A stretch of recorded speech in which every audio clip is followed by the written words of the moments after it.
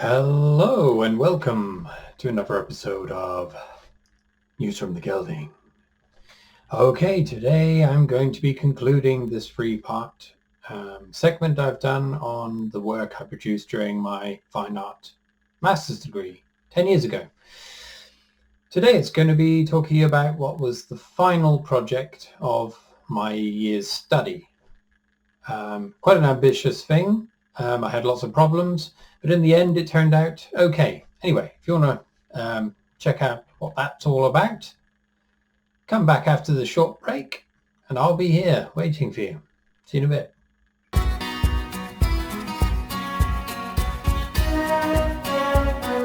Climbing up on Salisbury Hill, I could see the city light. Wind was blowing, time stood still. Okay, so I've done a fair bit of trawling through my last remaining hard drive, and I found quite a bit of documentation relating to the final work I created, which was called 24-Hour Sun. Unfortunately, I've lost certain other parts in the dead hard drives, which have gobbled it all up. I'm not sure I'll ever get any of that back, but there's enough left to show you what went on, basically. So following on from the last module, where I was doing those city orbits, I decided to focus on the sun, or rather our perception of the sun as it appears to move around us in the sky, but the idea that we are actually going around the sun, and when the sun sets, it's still behind our planet. And so it's to get viewers of the work aware of not only that idea, but the whole idea of human perception relating to this external body, the sun. Everyone knows the sun, but the idea that when it sets, it's still there, So anyway, terrible explanation, but I wanted a work that illustrated this point. So I thought, right, I'm going to do a time-lapse film, a 24-hour one, of the path that the sun takes across the sky, as well as where it would be beneath us, or on the other side of the Earth. This turned out to be a very tricky proposition. Initially, I thought I could just make a very simple camera rig tilted to the degree that the Earth is tilted, and that the sun, the camera would then follow the path of the sun. But it was far more complicated than that, and I didn't realize until I did a lot more research that I would have to manually set each camera to very specific compass bearings and declination to capture that path. So I had various failed attempts at this. So I had to use two things: a compass to get the bearing, and I made a declinometer, I think it's called, using a protractor that was weighted, so that I could manually view the sky to the point where I'd have to set the camera. This all sounds very convoluted, and it was. Anyway, I decided in the end to film on Salisbury Hill, which was just outside of the village of Bath Easton, on the edge of the city of Bath. I chose this location for a couple of reasons. One, it was just a nice location on the top of this old Iron Age fort where that used to be, and there's nothing obstructing the view from up there. Also, it's a popular place for pagans to celebrate the solstice on top of that hill. Also made famous by Peter Gabriel's 1977, I think it was, song Salisbury Hill. Yeah, so that's what I did.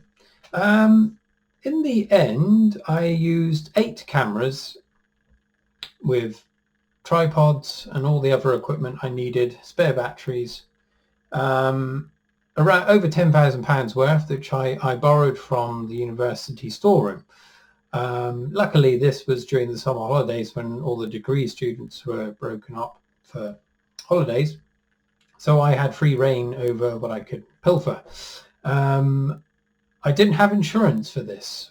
I couldn't afford insurance on it. And so I just took the risk that no one was going to rob me whilst I was up there. But I was there all alone. So I could have quite easily been robbed, but I wasn't, luckily. The first time I lugged everything up there, I've got some images here. I brought up a chair and all the equipment, and I made this kind of button that would activate all of the cameras at the same time. So the idea was that every minute, once the cameras are all set up, I think once every 30 seconds or a minute, I would crunch this button and it would activate all the cameras. I don't know why I was thinking along those lines, because it was, in the end I just used remote shutter timers, so it just did it itself. But I don't know whether I was thinking about the performance aspect of it, that I was actively taking the photographs each time. I don't know, but it was ridiculous. That time it failed. I realized that 2 of the cameras weren't going to be capturing part of the sun's transit across the sky, so I had to abandon it after 14 hours or something, which was quite depressing. Let's have a look here. I'm rambling on here. Let's see what Yes, okay. So yeah, I've probably been showing some images, but so on the day of the actual shoot that actually went okay, I had all my remote shutter timers. I got all the positions of the 8 cameras just right, and then I let it do its thing. I set a delay on each of the cameras so that I could walk between them and change the batteries. So halfway through the night, or halfway through the shoot, I had to change all the batteries in sequence without dropping a shot. So I had to do it very carefully. There's a lot of stress involved in this shoot. This was for my final thing. This was the last day really of clear weather for some time, so I had to nail it. Luckily it went fine, but it was very stressful nonetheless. So having lugged all this stuff up onto Salisbury Hill, setting it all up, I was surrounded by cows very quickly, which was quite scary. I managed to scare them away, and they went away. But they would always come back, surround me and check me out for a bit and then go away again. But it was nice having a bit of company during that long day, long 24 hours. It got very cold up there in the night, even though it was in the middle of summer. It was in August. And I just lay down on the ground and tried to sleep. I couldn't. So it was quite an exhausting experience, but also quite magical at the same time. I was up there totally alone. I don't think anyone came up there for the whole time other than the cows. So it's quite peaceful as well. Lovely experience. And I saw a fox as well on the way up, crossing the road as I was going up the hill. It was quite a strange experience in that I was totally cut off from everywhere else, and I had all this equipment up there. I had all the stress of the thing going right, but I also had the peace and quiet of that lovely setting. Anyway, it all went fine, and I came back with thousands of images across 8 cameras. I therefore made a film and spliced it all together. The idea then was I'm going to show some of this film in a bit, but to show the film, I wanted to project it in such a way that it made the idea of the passage of the sun and our relation to it and the way the Earth rotates apparent. So I wanted to make this great big ring and project the path of the sun within the inside of the ring. Okay, so these images I'm going to show you now was me making the ring. I enlisted the help of one of the, I can't remember his name now, but he was a sculpture lecturer.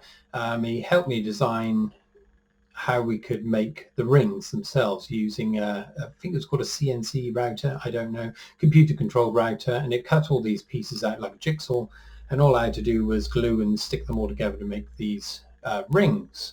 So I had to make 2 rings, and then I used battens to sandwich them both together. The idea is to make a perfect hoop, like a polo,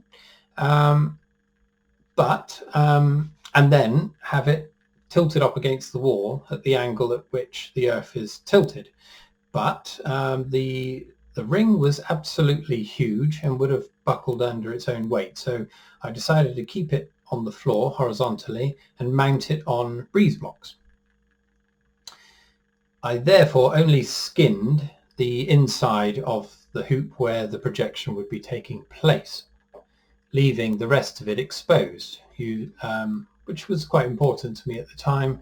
I'd like to show how things had been made, and the idea that this was just a support for the film, and bed, and other than the shape of it, didn't really need to be clean and polished. It also showed lots of drawings and writing that I used in the construction of the object itself. So before I show you how it looked in the final installation, I'll show you how the film looked once I'd spliced all these images together from the 8 cameras. In the end I used 7 of the cameras. The 8th one that was just pointing at the ground it was pointless using it. So it was a time lapse, and I spliced them all together into a big strip, which was then going to be projected within that object.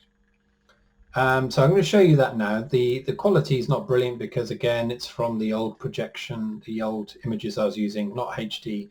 But anyway, see what you think. Sound in the background again it's another version of the sun's oscillation. Okay, check it out and see what you think.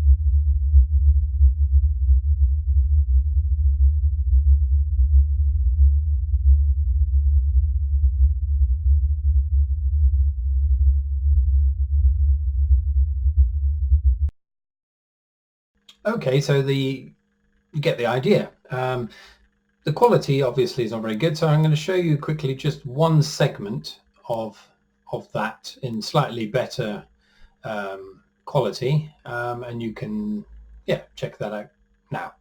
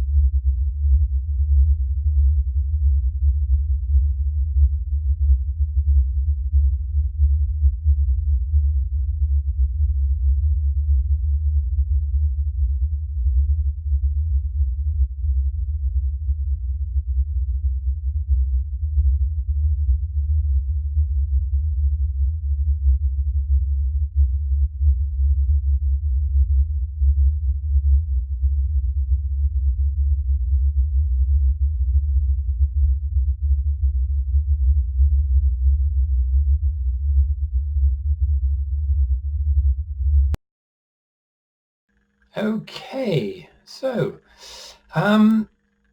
with the film stitched together and the hoop made, I combined the two and I came up with this. And so within the inside of the hoop, I had this wonderful panoramic view of the sun's passage going from one horizon to the next. Even the cows make a nice appearance. You may have seen that. And this is some of my family here, looking at the final manifestation of the work. As you can see from this image, the projectors, in the end I mounted them underneath. You could still see them, and you could see all the cables and everything, but that was beside the point. Again, I didn't tidy this up too much because it was a functional part of the work itself. So I liked it being viewed. I didn't like the idea of there being any artifice.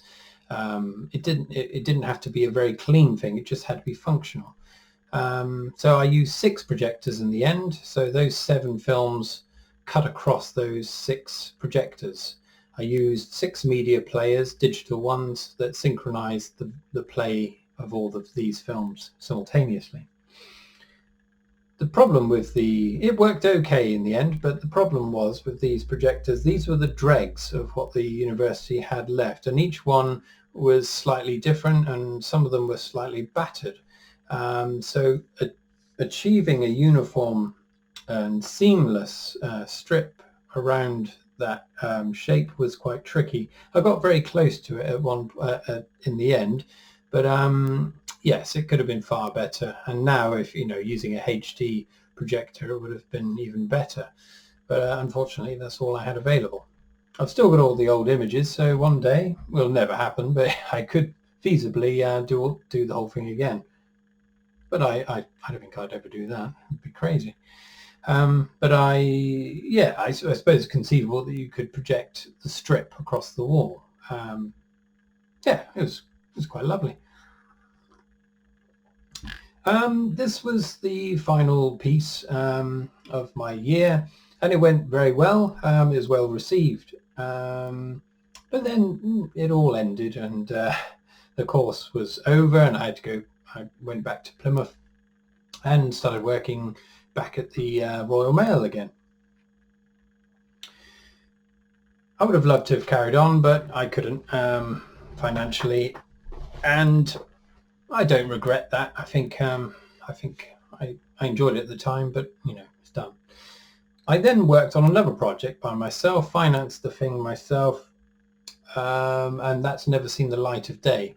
A similar time-lapse, but kind of different, directed by the positions of the planets in our solar system. That would have formed the basis of possibly a PhD studio-based one if I had done it, but I didn't. So I might show you all that one day. I just need to edit it together. So yes, I mean, look forward to later on. I don't know if anyone's interested in any of this, but there we are. Okay, so that's that. In terms of my writing, I've got back on the writing wagon, and I'm doing quite well. For the last 4 days, I've done 1,000 words a day, which is quite good for me. I've decided just for the rest of what's left of the second book, roughly 30,000 words, 40, I'm just going to write it out in one long go, and then go back and edit it afterwards. Normally I edit as I go, but it's a very slow process, and it can be kind of demoralizing. You don't really progress that quickly. Right. That's all for today. Next week, I've got no idea what I'm going to be talking about. I'll do something, I'm sure. I know, I'm aware, I'm not getting many views. It goes up and down. I mean, the most views I've got is for that beard time-lapse I did. But I suppose I'll carry on. I do quite enjoy doing this, but don't feel as though you have to watch it. If you've watched this far, I imagine you must enjoy watching them, so thank you very much. Okay, I'm going to leave it there. I'll see you all next week. Cheerio.